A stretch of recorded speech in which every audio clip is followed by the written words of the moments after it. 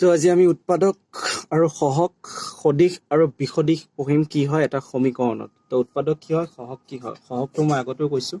তো এতিয়া অলপ একে ধৰণৰে হ'ব, জাষ্ট অকণমান বেলেগকৈ ক'ম। তো এটা সমীকৰণ যেতিয়া আমি লিখিছিলোঁ তাত বহুত পদ থাকিব, যেনে 5x² + 5x + 3। তো এইটো আমি কি ক'ম, ত্ৰিপদ সমীকৰণ ক'ম, কাৰণ ইয়াত তিনিটা পদ আছে। তো যদি ইয়াৰ পৰা আমি 5x² লওঁ, তো 5x² যদি লওঁ, তো মই আগত কৈছিলোঁ যে 5টো সহগ হ'ব, xটো চলক হ'ব, স্কুৱাৰটো কি হ'ব আমাৰ বাবে ঘাত হ'ব। তো যদিহে আমি এইটো পূৰণ ফল হিচাপে লিখিব পাৰোঁ, যেনেকৈ 5x² আমি কিদৰে লিখিব পাৰিম, 5 পূৰণ x পূৰণ x, কাৰণ x² মানে x। তো গতিকে আমি 5x² 5 ইনটু x লিখিব পাৰোঁ। তাৰ মানে কি হ'ল, এই 5xটোকে আমি এনেকৈ ভাঙি দিব পাৰোঁ, কাৰণ x² মানে দুটা x পূৰণ হৈছে। তো এইটো যদি আমি বেলেগ এটা ধৰণে চাব যাওঁ, তো এই যিকেইটা সংখ্যা পূৰণ হৈছে 5x এইকেইটাটো আমি হৰণো কৰিব পাৰিম, কাৰণ 5x² যদি আমি 5ৰে হৰণ কৰোঁ, আমাৰ এনচাৰ কি আহিব, x²। বা 5x² যদি আমি xৰে হৰণ কৰোঁ, এনচাৰ আহিব আমাৰ কি, 5x। তো আমি উৎপাদক বুলি ক'লে সেই সংখ্যাবোৰকে বুজোঁ যিবোৰে কোনো এটা সংখ্যাক হৰণ কৰিব পৰা যায়।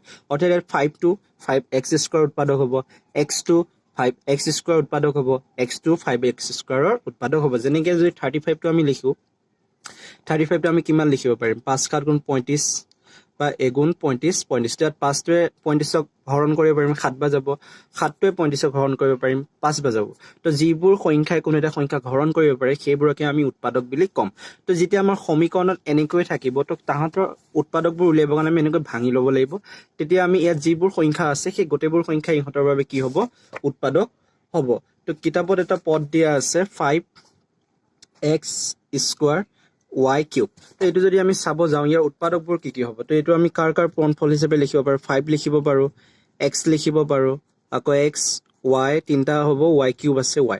তো এনেকৈতো আমি লিখিব পাৰিমেই ভাঙি পেলাই। তাৰপিছত আকৌ আমি এনেকৈও লিখিব পাৰিম 5 × x² × y³ বা 5 × x × x × y² × y। তো আমি বিভিন্ন ধৰণে লিখিব পাৰিম। তো যদি আমি কুৱেশ্যন সোধোঁ, ইয়াৰ উৎপাদকবোৰ কি হ'ব, প্ৰথমটো 5 হ'ব, x হ'ব, y হ'ব, 5x y। তাৰপিছত আকৌ আমি বেলেগ ধৰণেও ক'ব পাৰোঁ যে ইয়াৰ গোটেই সংখ্যাটোৰ উৎপাদক কি কি হ'ব পাৰে, x² হ'ব পাৰে, y³ হ'ব পাৰে, বা আমি এইটো একলগ কৰি ক'ব পাৰোঁ ইয়াৰ উৎপাদক 5x² হ'ব পাৰে, বা 5y³ হ'ব পাৰে, বা নিজে 5x² y³ হ'ব পাৰে। অৰ্থাৎ কোনো এটা সংখ্যাৰ উৎপাদকবোৰ উলিয়াব হ'লে সেই সংখ্যাটো আমি পূৰণ ফলবোৰ উলিয়াই ল'ব লাগিব। যেনেকৈ 35ৰ পূৰণফল কি হয়, 5 × 7 = 35। তো 5 আৰু 7টো 35ৰ কি হয়, উৎপাদক হয়। ঠিক একেদৰে এনেকুৱা যদি কিবা দিয়া থাকে, তেতিয়াহ'লে ইহঁতৰ পূৰণফলবোৰ আমি এনেকৈ লিখি ল'ব লাগিব। তেতিয়া পূৰণফলত যিবোৰ থাকিব আৰু যিমানবোৰ কম্বিনেশ্যন বনাব পাৰিম সেই গোটেইবোৰে ইহঁতৰ বাবে কি হ'ব, উৎপাদক হ'ব। তো ইয়াত আমি কি ক'ব পাৰোঁ, এই গোটেই নাম্বাৰটোৰ উৎপাদক আমি 5x² বুলিও ক'ব পাৰোঁ, বা 5y³ বুলিও ক'ব পাৰোঁ, বা অকলে x² বুলিও ক'ব পাৰোঁ, y³ বুলিও ক'ব পাৰোঁ। তো সেইটোৱে হৈছে আমাৰ বাবে উৎপাদক। তো এতিয়া সহগ কি হ'ল, একচুৱেলি সহগ মানে কি হয়, কোনো এটা সংখ্যা বা কোনো এটা নাম্বাৰৰ লগত ওচৰত যিটো নাম্বাৰ থাকে সেইটোকে আমি সহগ বুলি ক'ব পাৰোঁ। তো ইয়াত যদি আমি 5x² y³ আমি যেনেকৈ ভাঙিছিলোঁ 5x² × y³। এতিয়া যদি তোমাক প্ৰশ্নটো সোধে যে y³ সহগ কি হ'ব, তেতিয়াহ'লে y³ সহগ কি হ'ব, 5x²। তো প্ৰশ্নত যিটোৰ সহগ সুধিব তাৰ লগত যিটো থাকিব সেইটোৱে হ'ব আমাৰ বাবে সহগ। যদি এতিয়া 3 পূৰণ 5 লিখোঁ, আমাক যদি সোধে 5ৰ সহগ কি হ'ব, তেতিয়া 3। তো এইটো মই জাষ্ট এক্সাম্পলৰ কাৰণে দিছোঁ। তো ঠিক একেদৰে এইটোক আমি বেলেগ ধৰণেও সুধিব পাৰোঁ। যদি এইটো দি পেলাই সোধে যে x² সহগ কি হ'ব, তো x² বাদ দি যিকেইটা বাকী ৰ'ব 5 আৰু y³, তো x² সহগ কি হ'ব, 5y³।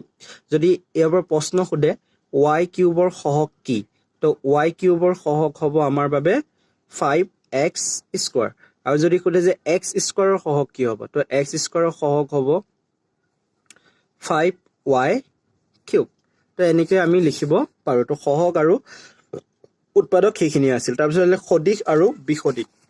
তো সদিশ আৰু বিসদিশ কি হয়, তো সদিশ বুলি ক'লে আমি কি বুজিম, বিভিন্ন ধৰণৰ আমাক পদ দিয়া থাকিব পাৰে, যেনেকৈ 5xy বা 7x² y, 6xy বা -7y³ x², তাৰপিছত -3xy। তো ইয়াত যদি চোৱা তিনিটা একে মিলি আছে, যেনেকৈ ইয়াতো XY আছে, ইয়াতো XY আছে, ইয়াতো XY আছে। তো এনেদৰে যিবোৰত একে একে চলক থাকে সেইবোৰকে আমি ক'ম সদিশ, সদিশ ৰাশি বুলি কম বা সদিশ পদ বুলি কম।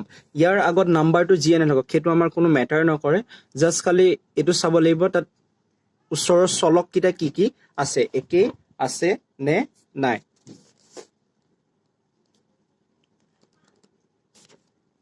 অৰ্থাৎ সদিশ পদ হ'বলৈ হ'লে সেই পদবোৰৰ সহগবোৰ বেলেগ বেলেগ হ'লেও কথা নাই, কিন্তু তাৰ ওচৰৰ চলকবোৰ সদায় কি হ'ব লাগিব, একে হ'ব লাগিব। যদি সেইটো আমি সদিশৰ কেইটামান উদাহৰণ দিব যাওঁ, যেনে x² দিলোঁ তো 5x², তাৰপৰা 6x², তাৰ -7x², তো 8 মুঠতে এইকেইটা যি হওক তাত আমাৰ কোনো ক'বলগীয়া নাই, কিন্তু এইটো কি হ'ব লাগিব, ছেম হ'ব লাগিব।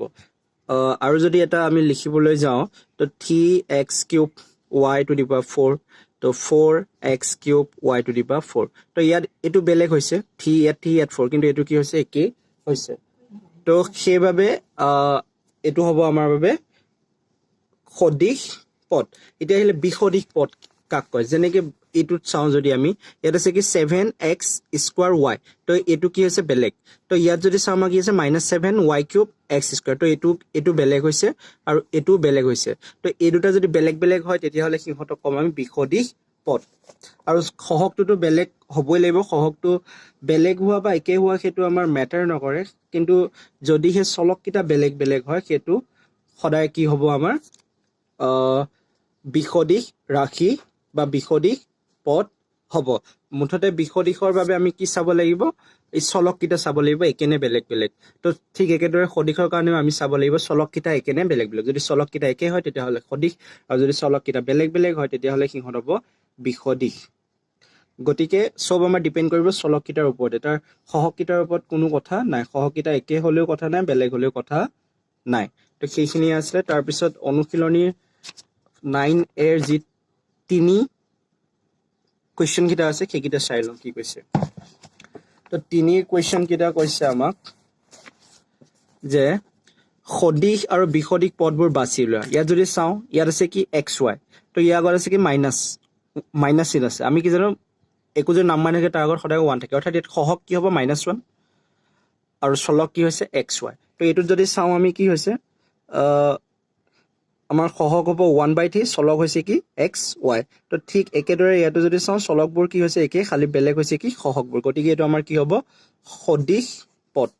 তো ইয়াত যদি চাওঁ আমি, ইয়াত আছে XY², XY, x² y, x² y²। তো এই চলকবোৰ চাওঁ যদি কোনোটো কাৰো লগতে নিমিলে, গতিকে এইটো আমাৰ হ'ব কি বিসদিশ পদ।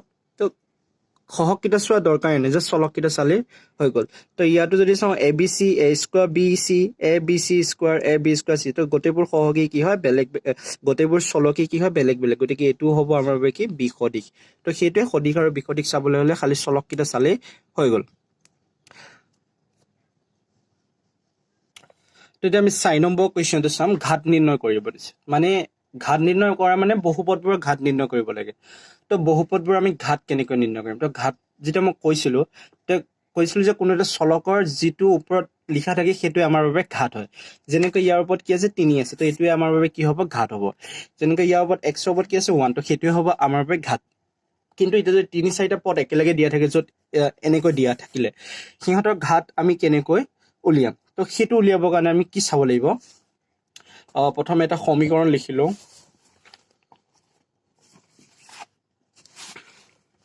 এটা 3x³ + 2x² 5x, ধৰিলোঁ এইটো আমাৰ এটা বহুপদ হ'ল য'ত 3টা পদ দিয়া আছে। কৈছিলোঁ যে বহুপদ কি হয়, এক পদ বা তাতকৈ বেছি যদি পদ থাকে সেইবোৰকে আমি বহুপদ বুলি কওঁ। তো ইয়াত আমি চাব লাগিব ঘাত আটাইতকৈ বেছি কিমান আছে। যদি গোটেই বহুপদটো চাওঁ, আটাইতকৈ বেছি ডাঙৰ ঘাত কি হয় 3, তাৰমানে গোটেই বহুপদটোৰ ঘাত কিমান হ'ব আমাৰ 3। তো যিটো আটাইতকৈ বেছি ঘাত হ'ব সেইটোৱে হ'ব বহুপদটোৰ ঘাত। যদি আৰু এটা আমি উদাহৰণ লওঁ 7y2 + 7y4 + 3y2 3, তো ইয়াত যদি চাওঁ আমাৰ কি হ'ব, আটাইতকৈ বেছি ঘাত কিমান 4, অৰ্থাৎ বহুপদটোৰ ঘাত কিমান হ'ব আমাৰ 4।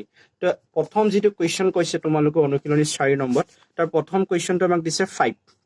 হল তো 5 ৰ ঘাত কিমান হ'ব ইয়াৰ ওচৰটো চলক একোৱে নাই একচুয়ালি ইয়াত চলক নথকা নহয় চলক আছে ইয়াত চলক কি হৈ আছে 5x to the power 0 হৈ আছে তাৰ মানে মই ইয়াৰ আগৰ ভিডিঅ'টোতে কৈছিলো x to the power 0 মানে কি হয় 1 গতিকে x to the power 0 টো যেতিয়া 1 হ'ব তো 5 into 1 সমান 5 হ'ব তাৰ মানে 5 টো আমি কেনেকৈ লিখিব পাৰো এনেকৈ গতিকে ইয়াৰ ঘাত কিমান হ'ব 0 গতিকে 5 ৰ ঘাত হ'ব আমাৰ 0 তাৰ পিছত 2 নম্বৰ কোৱেশ্চনটোত অনলি 5x আছে তো 5x আছে যেহেতু x ৰ ওপৰত ঘাত কিমান আছে 1 গতিকে গোটে বহুপদটোৰ বা 5x টোৰ ঘাত কিমান হ'ব আমাৰ 1 তো এনেকৈ এটা এটাকে দিয়াৰ পৰা কোনো প্ৰবলেমে নাথাকে